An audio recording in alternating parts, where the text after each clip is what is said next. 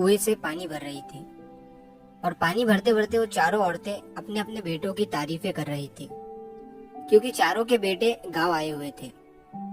तो उनमें से एक औरत कहती है कि मेरा बेटा तो काशी से पढ़कर आया है और अब वो संस्कृत का विद्वान हो गया है, उसे बड़े बड़े ग्रंथ मुंह जबानी याद है। ये सुनकर दूसरी औरत ने कहा कि मेरे बेटे ने तो ज्योतिष की विद्या सीखी है, एक बार जो भविष्यवाणी वो कर देता है वो कभी खाली नहीं जाती है। फिर तीसरी औरत ने कहा कि मेरे बेटे ने भी अच्छी शिक्षा ली है और वो दूसरे गांव में पढ़ाने के लिए जाता है। अब चौथी महिला जो थी वो चुप थी, तो उसे इन बाकी महिलाओं ने पूछा कि तुम भी बताओ अपने बेटे के बारे में, उसने कहाँ तक शिक्षा हासिल की है। तो उस महिला ने कहा कि मेरा बेटा इतना ज्यादा तो पढ़ा लिखा नहीं है, पर वो खेतों में बहुत मेहनत करता है और मेरी भी बहुत देखभाल करता है। अब बातें करते हुए वो चारों औरतें आगे बढ़ जाती है। तभी उस रास्ते से वहाँ पर पहली महिला का बेटा आते हुए दिखाई देता है। वो अपने माँ के साथ की महिलाओं को प्रणाम करता है और वहाँ से चला जाता है। अब दूसरी महिला का लड़का रास्ते में मिलता है, तो उसने भी अपने माँ के साथ की औरतों को प्रणाम किया, पैर छुए और वहाँ से चला गया। तीसरी महिला का लड़का आया, उसने भी प्रणाम किया, कुछ बातें की, पैर छुए और वहाँ से चला गया।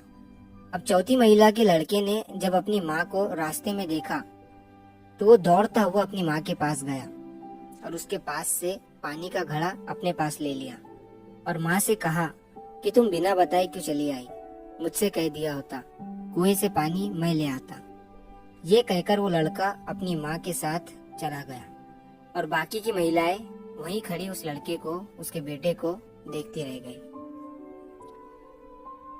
तो इस कहानी से हमें ये सीख मिलती है कि जिंदगी में शिक्षा तो जरूरी है ही, लेकिन व्यवहार, बिहेवियर, अपने से बड़ों की रिस्पेक्ट, इज्जत, वो भी जरूरी है।